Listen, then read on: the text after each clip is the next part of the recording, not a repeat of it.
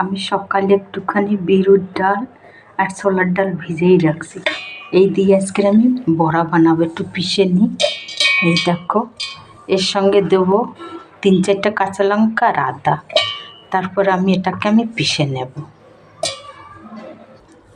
দেখো 1-2 কোয়া রসুন দিয়ে দিলাম। 1-2 কোয়া না, বেশ কয়টাই দিয়ে দিলাম। এবারে আমি এটাকে পিষে নেব। দেখো আমি এই যে পিষে নিয়েছি।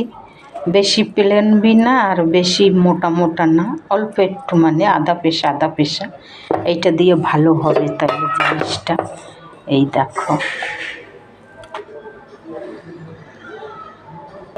দেখো এবারে এতে দিয়ে দেবো একটুখানি জিরা। তোমরা চাইলে একটু হিং দিতে পারো, আমার হিংটা শেষ তাই দিলাম না। একটু ধনের গুঁড়া দেবো, স্বাদ হইবে ভালো। একটু হলুদের গুঁড়া দিলাম। আর এই দেখো স্বাদ মতন। এটাকে আমি ভালো করে মেখে নেব। এবারে কড়াইটা আমি বসাইয়ে দিচ্ছি। দেখো তোমরা, কড়াইটা গরম হলে এতে তেল দিয়ে দেব। এবার এটা আমি ভালো করে মেখে নেব। দেখো আমি একটুখানি কস্তুরি মেথি দেবো, তাহলে আরও টেস্টটা ভালো আসবে।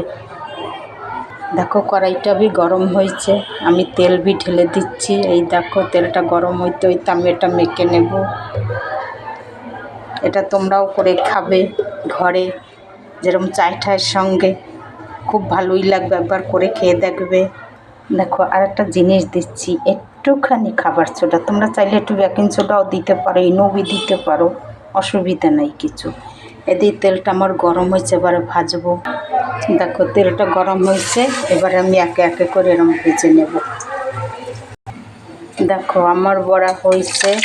এই দেখো উঠাই দেবো। কি সুন্দর ভাজা হয়েছে। দেখো তোমরা এরকম বিকেলবেলা বানাইতে পারো, চায়ের সঙ্গে খুব ভালোই লাগবে, সবাই খেতে পারবে। এই দেখো এবার আমার এটা হয়ে গেছে, উঠিয়ে দেবো। এই দেখো কি সুন্দর হয়েছে। দেখো